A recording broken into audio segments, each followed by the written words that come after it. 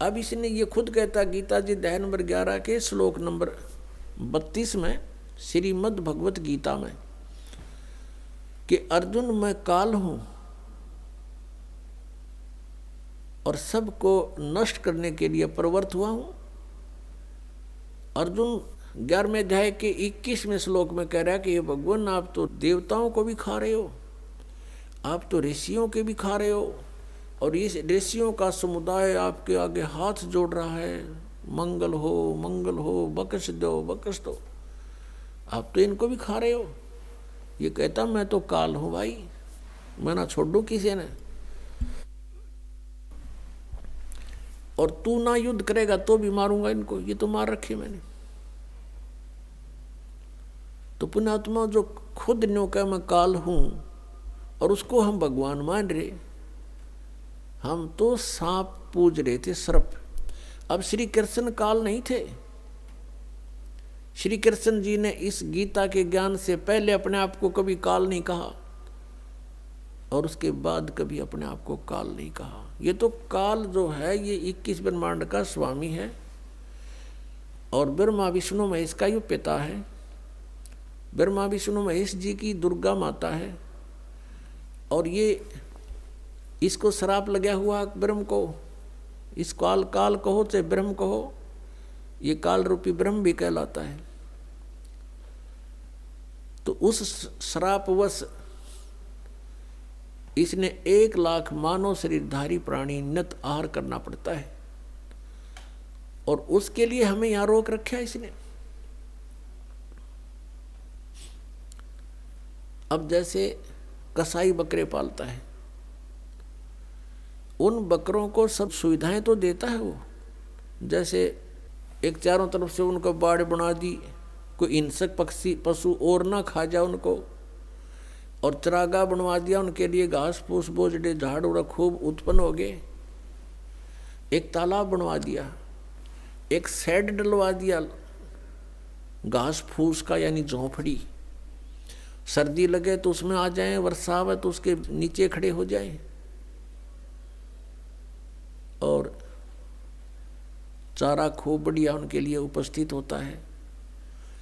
अब वो बकरे ये सोचते हैं कि हमारा जो मालिक है कितना अच्छा है, कैसी सुविधाएं हमें दे रखी हैं, घास दे रखा है खाने को, चरागाह दे रखे हैं, और तालाब बनवा रखा है। अब उन बकरों की इतनी ही बुद्धि काम करती है, लेकिन वो उस समय को भूल जाते हैं जब आता है कहीं से उसको ऑर्डर 20 बकरों का, 10 बकरों का, बकरियों का। तो वो क्या करता है, जाकर के उनसे लेकर डंडा और छांट लेता मोटे मोटे।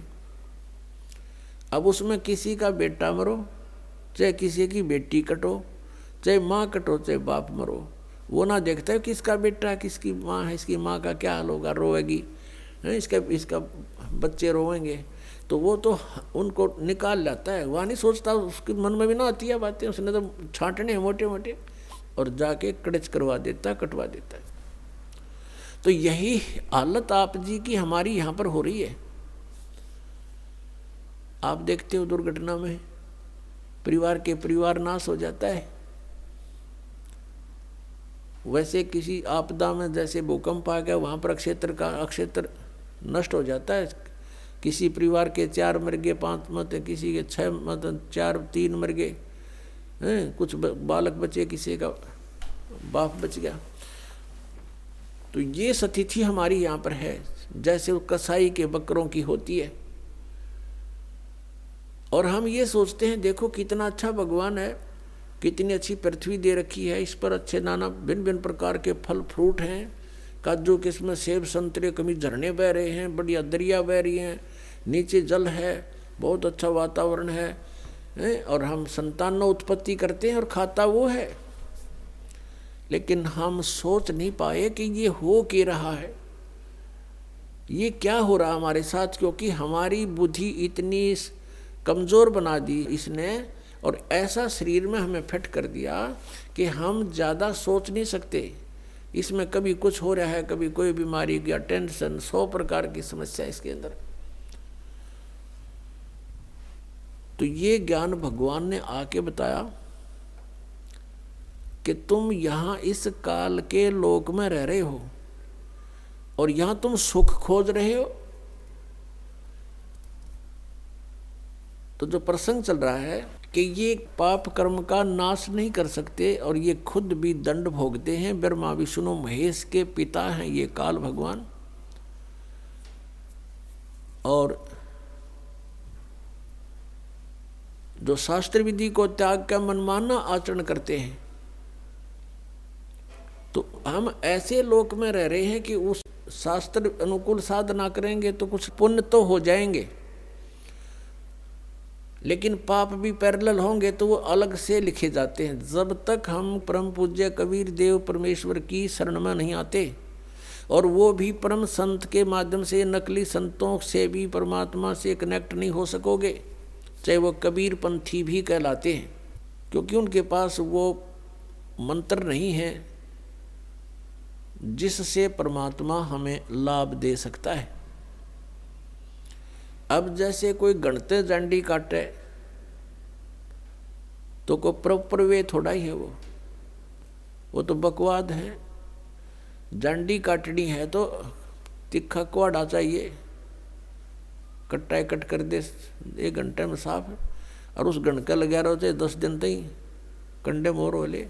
तो साधन ठीक हो परमात्मा के पाने का, परमात्मा मिलेंगे। तो प्रसंग चल रहा है कि जिस लोक में हम रह रहे हैं ये ऐसे निर्दयी का लोक है। आप यहाँ अपने पेट के लिए जा रहे हो, जाना पड़ता है, रास्ते में कीड़ी मकोड़ी ना जाने कितने जीव जंतु आपके पैरों के नीचे कुचले जाते हैं, और ये पता भी होता है और फिर भी नहीं बचा जा सकता हमसे। परमात्मा कहते हैं पृथ्वी ऊपर पग जो धारे और करोड़ जीव एक दिन में मारे। अब कहने का भाव ये है कि जो हम साधना करते थे शास्त्र विधि को त्याग कर, उनसे पुण्य तो कोई बना नहीं था क्योंकि वो शास्त्र विरुद्ध होगी, और पाप अपने आप बने थे। जैसे 1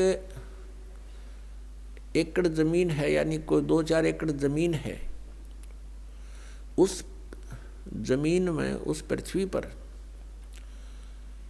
यदि उस जमीन से हम कुछ लाभ लेना चाहते हैं, जैसे कणक उगाना चाहते हैं, गेहूं चना बाजरा ज्वार कोई भी फसल हम बनाना चाहते हैं, तो उसके लिए हमने एक विशेष प्रयत्न करना पड़ेगा। वो घास पहले वाला काटना पड़ेगा, उसमें कोई झाड़ बोझड़े उग गए हैं वो काट काट के बाहर करने पड़ेंगे, और फिर हल से ट्रैक्टर से यानी परिश्रम करना पड़ेगा और पैसे लगाने पड़ेंगे।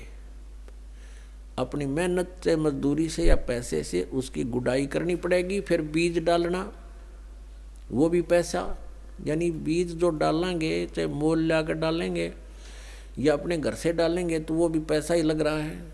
फिर सिंचाई का, उसके ऊपर फिर अपनी पर्सनल मेहनत, ये सब इतना व्यय करके और समय भी सारा दिन उसी के चक्कर में लगे रहना, तब जा कर के कहीं फसल बनती है, गेहूं प्राप्त होते हैं। और उसी जमीन, उसी पृथ्वी को आप बिल्कुल ना छेड़ो, कुछ ना करो, उसमें भी फिर भी अपने आप अड़ंगा उग गया होगा, अपने आप इतना कुबाड़ उसके अंदर उत्पन्न हो जाएगा, वो दिखे भी नहीं पृथ्वी है यहाँ पर, तो वो यूजलेस है। तो पुण्यात्मा, वो घास तो आप पे बन गया, वो अड़ंगा कुबाड़ तो आप पे उग गया, और फसल बनाने के लिए कितना प्रयत्न करना पड़ा, और वह भी फसल हुआ तो वरना भी हुआ। यहाँ के जो साधनाएं थी वो ऐसे टाइप की थी जैसे कोई इंद्र की गद्दी प्राप्त करने के लिए, स्वर्ग का राजा बनने के लिए तप या यज्ञ करते हैं, तो उनकी यज्ञ या तपों को खंड करवा दिया करता था वर्तमान राजा इंद्र। क्योंकि यहाँ राजनीति चलती है, धर्म नीति नहीं चल सकती। धर्म नीति तो परमात्मा के चरणों में आने के बाद हम राज्य की इच्छा त्याग कर ही धर्म नीति को पर चल सकते हैं, उसको सफल कर सकते हैं। तो इंद्र अपनी राजनीति के आधार से कि कहीं कोई तेरी गद्दी प्राप्त करने की योग्य कोई ऐसा धार्मिक अनुष्ठान ना कर ले, तो उनको खत्म करवा देता था, किसी ना किसी कारण से खंड करवा देता। तो वो समझ ले जैसे किसान यहाँ पर खेती तैयार करता है, ओले आ गए या वर्षा फ्लड आ गई, हो गया नाश बने बनाए का, या आग लग जा बनी बनाई फसल गेहूँ का। तो यहाँ कहने का भाव ये है कि इतनी मेहनत के बाद भी आशा नहीं कि घर आ जाएगी, और घर आती है तो कितना प्रयत्न, और वैसे उसमें अड़ंगा वैसे उग गया उस जमीन में। तो ये हम जिस लोक में रह रहे हैं ये ऐसा स्थान है कि हमने अगर पुण्य करने पड़ेंगे इस शरीर से तो मेहनत करनी पड़ेगी, काम भी छोड़ना पड़ेगा, 10 रुपये भी लगाने पड़ेंगे, तब हम पुण्य प्राप्त कर सकते हैं। और साधना हमारी शास्त्र अनुकूल हो, शास्त्र विधि को त्याग कर मनमाना आचरण ना हो, तो तब हमें पुण्य मिलेंगे। और पाप बराबर में लिखे जाएंगे, पाप अलग लिखे जाते हैं, पुण्य अलग लिखे जाते हैं। जब तक हम कबीर परमेश्वर की शरण में नहीं आते हैं परम संत के माध्यम से, तब तक हम जो साधना करते हैं चाहे वो शास्त्र अनुकूल भी क्यों ना हो, तो भी हमारी दोनों लिखे जाएंगे, पुण्य न्यारे पाप अलग, और दोनों ही हमें प्राप्त होंगे।